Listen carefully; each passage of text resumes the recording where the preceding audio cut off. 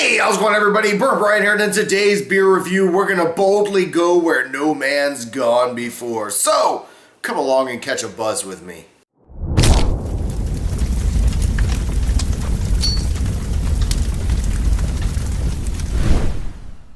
So I picked up this beer only because it highly appealed to the Star Trek nerd within me, and this is the Klingon Imperial Porter, and it's from Schmaltz Brewing Company out of Clifton Park, New York. This one comes in at 7.3% per volume, and on the side of the bottle it says that the malts used are the specialty two-row Vienna, the Melanoidin Crystal, Honey Pale hops, and then the hops are Columbus Vanguard, so that's pretty awesome. I had to pick this up. The novelty effect alone makes it really cool, so I'm just hoping that it's a great tasting beer. Without wasting any time, let's go ahead and pop the top. Oh yeah, and let's see what we've got on the pour.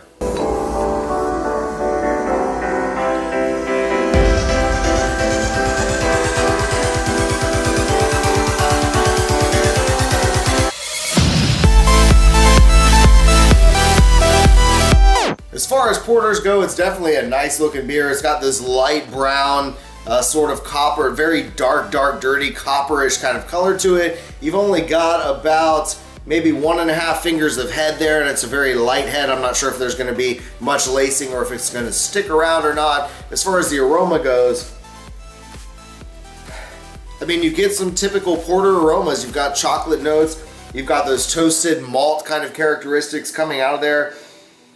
Man, it definitely smells decent. I mean, it's a typical porter kind of aroma. Let's give it a shot.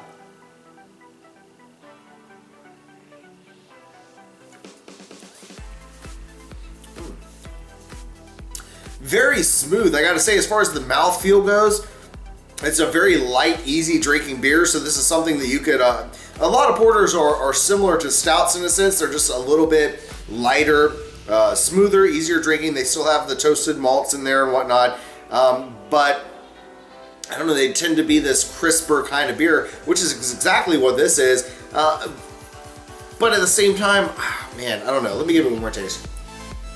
Yeah, with this one I get really nice chocolate notes for the most part, and then I do get kind of an alcoholic aftertaste, just a little bit, a nice subtle burst from the alcohol. So doesn't seem like they overly use too many malts to try to cover up the alcohol tone there, but it's a great tasting beer, that's for sure.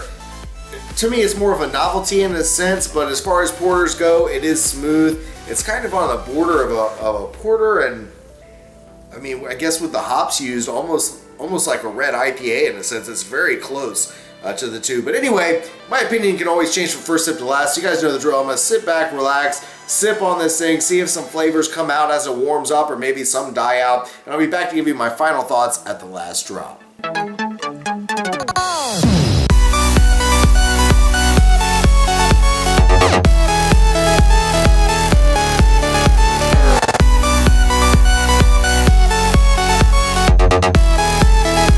And here we are, friends, and like always, this one's for all of you, so salud.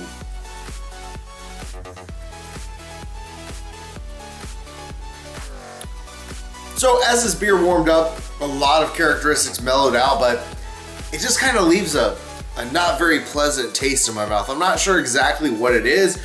I don't know if it's the different malts used or if it's a particular hop variety.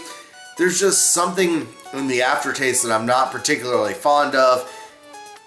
But all in all, it was a really interesting beer, and again, for the novelty effect alone, I had to get it. It got the damn Klingon bird of prey sitting there on the label. I said, yeah, we're definitely going to give this one a shot. But anyway, all in all, it's a good beer. It's just not something I would probably pick up again. I would probably go with one of my more staple favorite porters that are out there. But anyway, I hope you guys enjoyed the video. If you did, be sure to give it a big thumbs up. If you've had this beer, let me know down below in the description. I'd love to hear from you. If you're new to my channel, click right here to subscribe so you don't miss out on any future videos. And I'll throw up a couple links here to some of the other videos that I do from time to time here on the channel. And as always, I just want you to live long and prosper, my friends. And as always, stay toasty.